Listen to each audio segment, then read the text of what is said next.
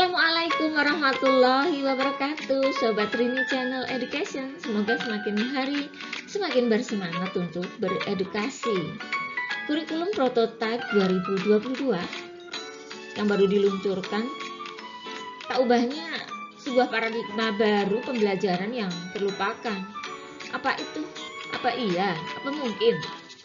Nah, itu mungkin saja terjadi apabila kita sebagai guru yang merupakan ujung tombak dari pembelajaran gagal menjadi pemimpin pembelajaran yang mengerti dan memahami akan benang merah pengembangan kurikulum itu sendiri.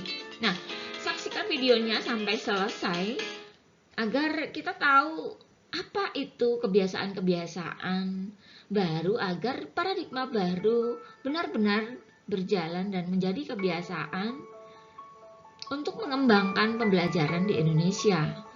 Simak terus videonya sampai selesai, jangan di skip ya.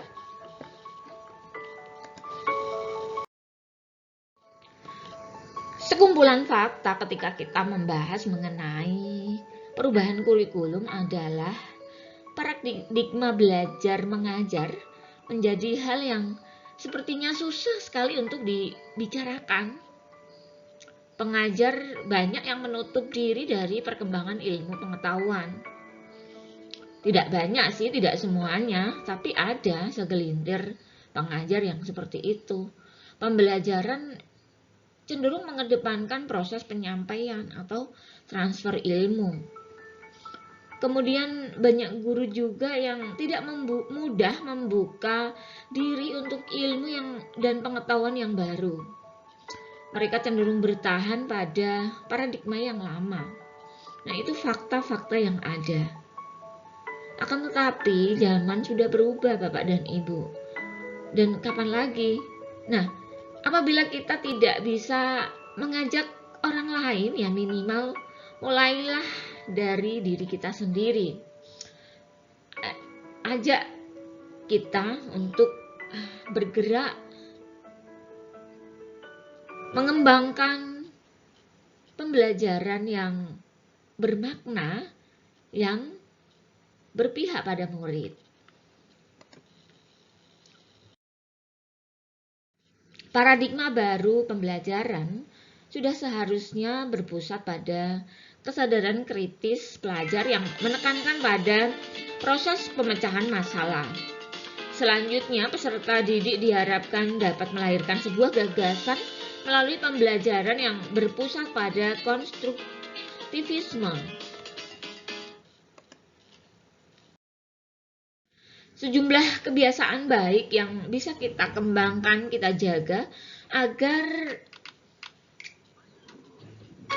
paradigma baru dalam pembelajaran betul-betul nyata dan berkembang. Budaya baik yang pertama adalah kolaboratif. Bekerja sama itu berbeda dengan mencontek. Bekerja sama untuk memecahkan satu masalah tertentu, berdiskusi tentang suatu topik, dan menyimpulkan sendiri hasil diskusi untuk dipresentasikan, itu jelas sebuah pemikiran konstruktif. Bekerja sama, berdiskusi, menyimpulkan sesuatu, memecahkan masalah. Nah, yang selanjutnya, asesmen itu tidak melulu harus dilakukan secara individu.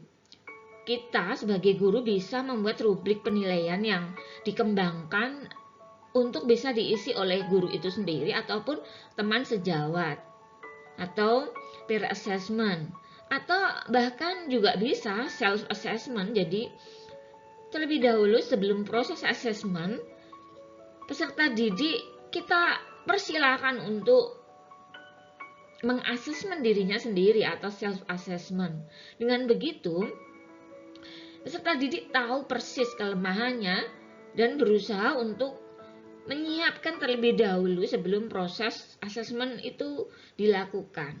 Nah, di sini ada pola-pola berpikir konstruktif yang kita kembangkan. Jadi kita gugah kesadaran siswa itu untuk memiliki kesadaran tersendiri akan kepentingannya, akan kebutuhannya, dan bagaimana caranya menyelesaikan segala persoalan yang mereka hadapi.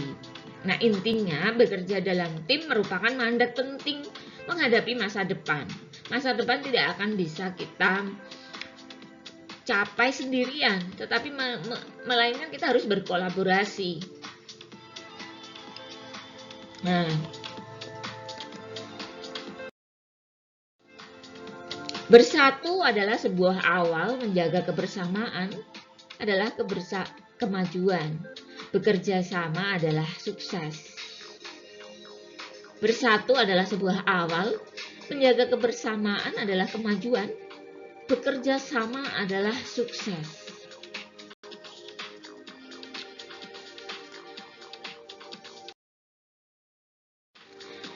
Yang kedua,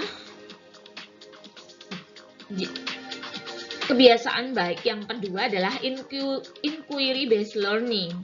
Pembelajaran berbasis inquiry merupakan pendekatan pembelajaran aktif yang menuntut siswa untuk berpikir, merangsang banyak pertanyaan dalam otaknya sebagai stimulus rasa ingin tahu. Nah, seperti apa itu?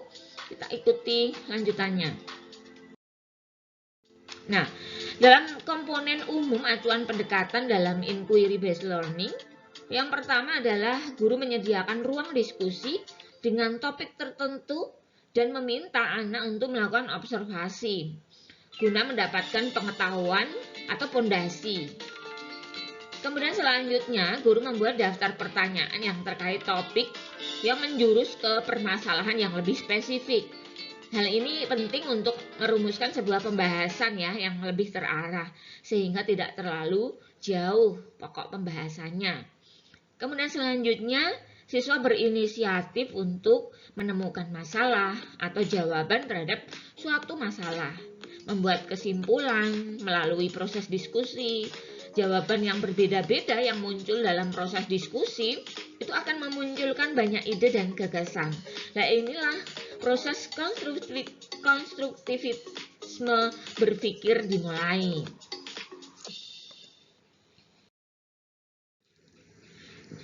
Kebiasaan baik yang ketiga adalah pembelajaran bermakna dan berpihak pada murid. Pembelajaran yang berpusat pada murid bukan berarti guru lepas tangan. Tugas guru tetap banyak, yaitu pengamat, menjadi fasilitator, menjadi penengah, serta menjadi pendengar yang baik. Nah, proses pembelajaran konstruktivisme menekankan pada proses terciptanya argumentasi atau ilmu baru.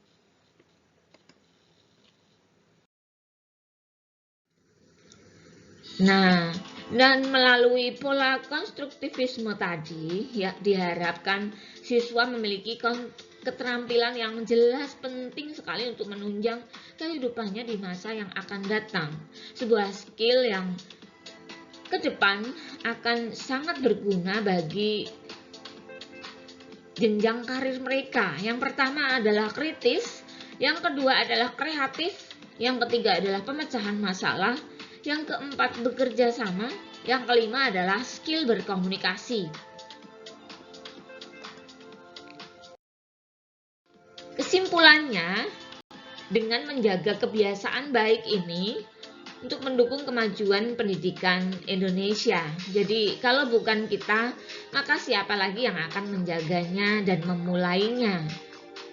Yang pertama adalah pembelajaran yang kolaboratif, inquiry based learning, dan juga berpihak pada murid. Nah, teman-teman tentu memiliki banyak ide dan saran yang ingin disampaikan untuk lebih memperkaya materi tentang bagaimana paradigma pendidikan atau pembelajaran agar tidak terlupakan.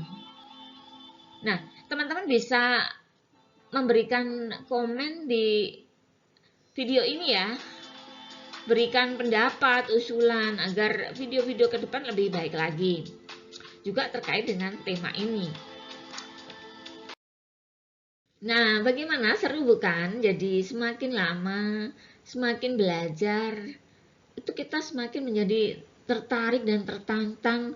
Apalagi selain belajar juga kita kembangkan dengan cara berbagi, itu akan lebih nikmat rasanya. itu betul-betul Rini Channel rasakan. Maka dari itu, bila terima kasih kepada teman-teman yang sudah setia menonton channel ini. Jangan lupa terus dukung Rini Channel Education dengan membubuhkan like pada video ini. Kemudian yang belum subscribe, saya mohon subscribe dan juga hidupkan tombol loncengnya agar setiap informasi dari Rini Channel agar segera dapat Anda terima. Nah, terima kasih. Assalamualaikum warahmatullahi wabarakatuh.